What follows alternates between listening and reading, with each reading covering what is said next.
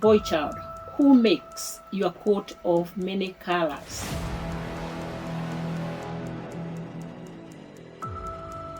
Our boy children today, they are falling into such traps. If someone, you as a boy child, asks you, come and do this with me, rich lady, woman, with money, and then you think, I'm going to have prestige, there is no harm in doing this, I'm going to get favors.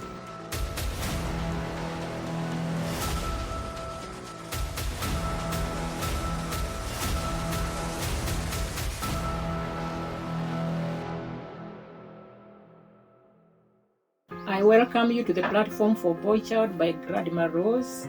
Boy Child, who makes your coat of many colors? This will be based on the story of Joseph. You remember Joseph, the one who was sold by his brothers to Egypt. So we see that Joseph was born of Jacob's wife, Rachel. Rachel had a co-wife who was called Leah, and Rachel stayed many years without getting children. So we see that Leah's children are much older than those of Rachel. Unfortunately, Rachel only got 2 children. That is Joseph and Benjamin. And then during childbirth, she died. So what do we see? We see the father raising the 2 boys. You as a boy child, are you a physically present parent for your boy children? We know that Joseph, when he was young, at one time he dreamt that they were harvesting wheat, and the number of brothers he had, they came and bowed down before him. And then he gave them another one, and he said that the moon, the sun, and the stars, the 11 stars, were bowing down before him, and they were frustrated with him. In the first place, they hated him. They hated him because he was so much loved by his father. But more so, they hated him because he was made a coat of many colors by his father. This is where I see the character of this man coming in. Men don't sew. They don't make clothes, not by hand. We know that there are those industrial tailors and they are professional tailors, but I have not seen a man sitting down to sew in a garment. But here was this man who loved his boy child so much that he spent time to make a coat for him. This was made patch by patch to make a fabric whereby he would then cut out the coat that he made. So we are told that at the age when Joseph was going to see his brothers, where they were looking after the flock of sheep that they had, that he was 17 years old. Do you see that the father took care of him until he was 17? And while they were sitting down, I'm sure he was monitoring him. I'm sure he was teaching him. I'm sure he was impacting values in him. He was putting faith in him. And he would talk about what God had done in their lives. So he did not just have the physical coat. There was the spiritual coat, the inner coat that was made for him. Are you making a coat of many colors for your children? Are you taking time to sit with them? Are you taking time to talk with them?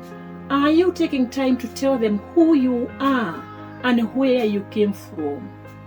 The other night I was trying to sew a coat of many colors to my grandchildren, and we have 2 pictures, one of my grandma, who is named after me, and the other one of my mother-in-law. And I was telling them the stories because these 2 women have really fascinating stories of where they came from.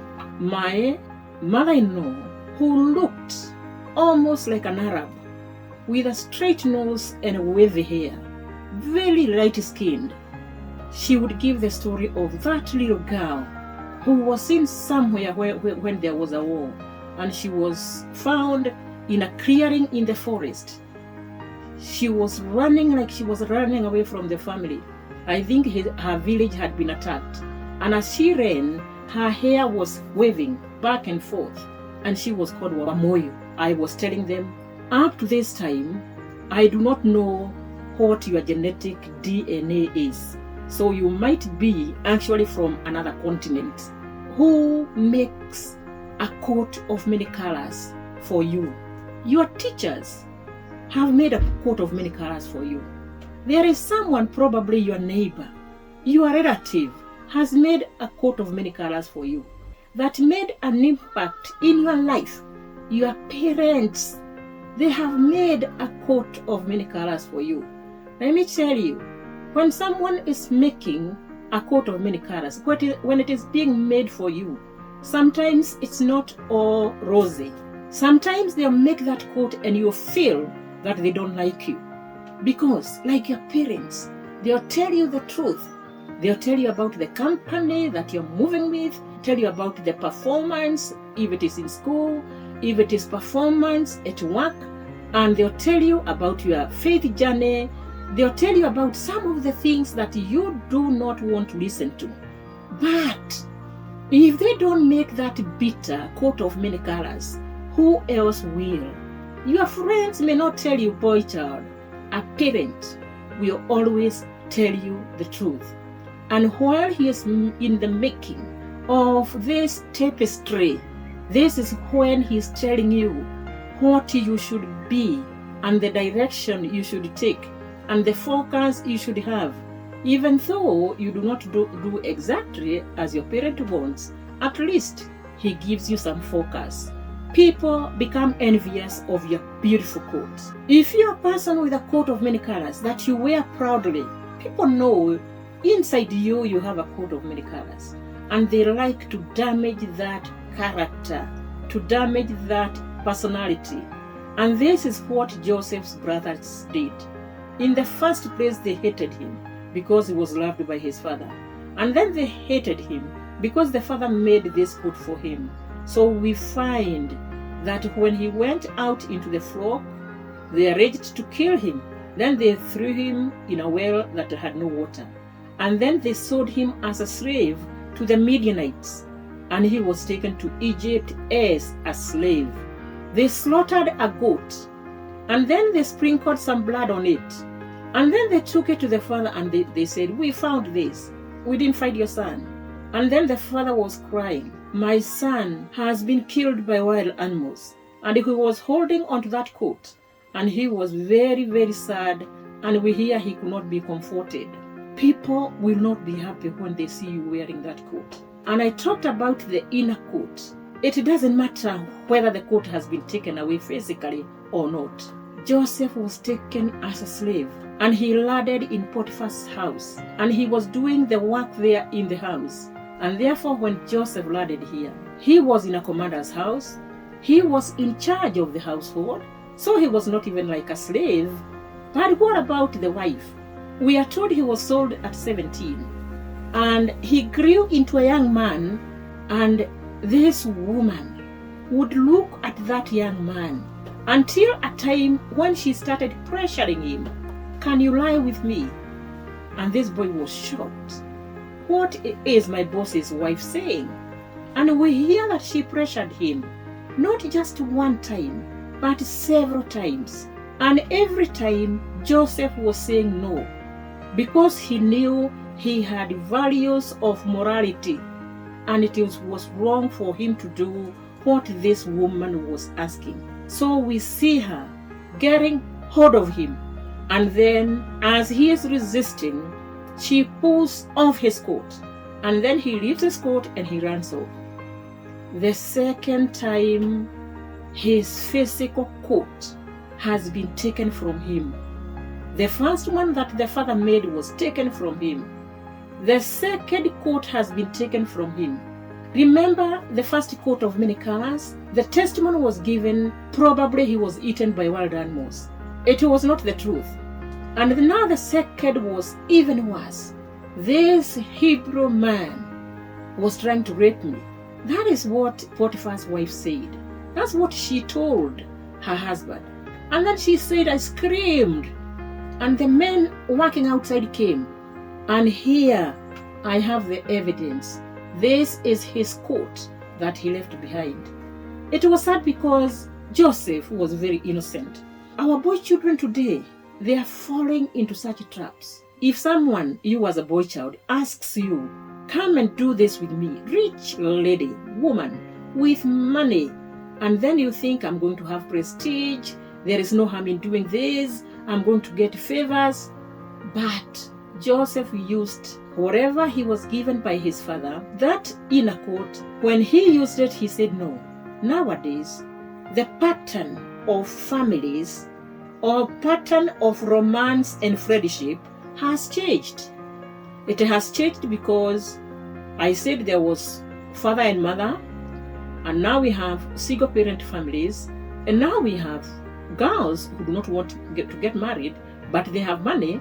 And then there was a time when we had the sugar daddy, but now we have the mamas. I don't know what they are called, but there is a name for them. I don't know whether it's a mama or whatever. When you know that what you are doing is wrong, when you say no, yes, you are going to be unpopular when you say no. When you say no, you start by your principles. You start by your values. When you say no, other people may not feel good, but you are going to feel good. And therefore, saying no in circumstances where you do not want to be involved is a good thing. So Joseph said no. And when he said no, the circumstances were not good. Let me go back and say, when you say no, we say you have to be polite, but you have to be firm. You don't have to be aggressive. You don't have to fight about it. You don't have to convince anyone. You don't have to apologize. When you say no, just be polite and be firm. Stand on your principles. So Joseph was firm. Joseph politely said, this is my master's house. He has given me everything to take care of except you. And therefore he stood on his principles. Despite the circumstances that Joseph faced, because we know he was taken to prison. And while he was in jail, he was made in charge of the jail. He was a trusted man. And they said, this is a man of God. He was made in charge. Here was a man who also kept his dream. So when the baker and the butler from the Pharaoh's house had dreams, he interpreted the dreams for them. So he kept the talent that he had. We know that he was mocked by his brothers because they called him a dreamer. When the butler was set free, he had been told, when you go to Pharaoh's house, remember me. And then in Pharaoh's house, Pharaoh had a dream, and the talent and the gift that Joseph was given by God, he was remembered by the butler. And the butler said, I know of this man, and I had even forgot about him, but he interprets dreams. And so he came and interpreted the dream for Pharaoh.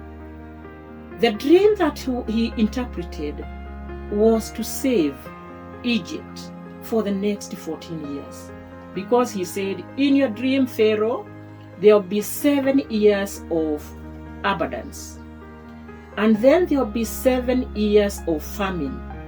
And even as he was telling the Pharaoh how the situation was going to be, then Pharaoh asked, who would do better in that position than you? And so he was made the second in command. And he was made the governor of Egypt.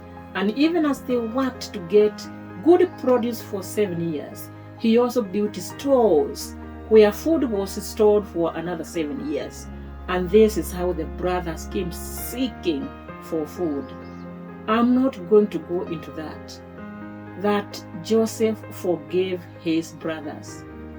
He still had his inner coat of many colors.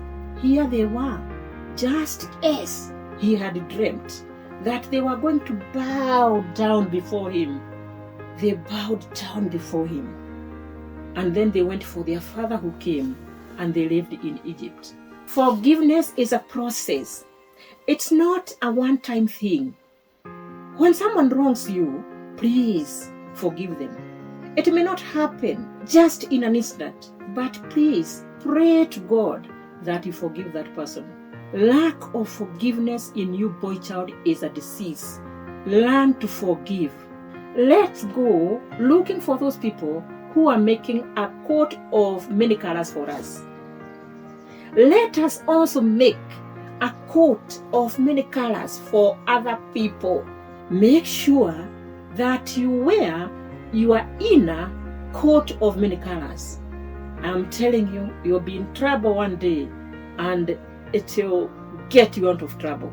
Let's also say that when you are in a dilemma, like Joseph in Potiphar's house, take it from your heart to your head. That your heart is where emotions of love and sensations come, but you reason with your head. And when you reason with your head, you say, this is my boss's wife, I cannot do it. It does not matter how many years it will take before our dreams come true. Joseph was taken as a slave at 17. He did not realize the dream until after 13 years. So, boy child, let's wait for our dreams to come true and then continue dreaming. Don't stop dreaming. Don't stop having plans and having goals, because one day they will be achievable. May God bless you. May God keep you. Let's keep our inner coat of many colors. Please continue to watch Platform for BoyChild by Grandma Rose. Follow, like, and subscribe. God bless you.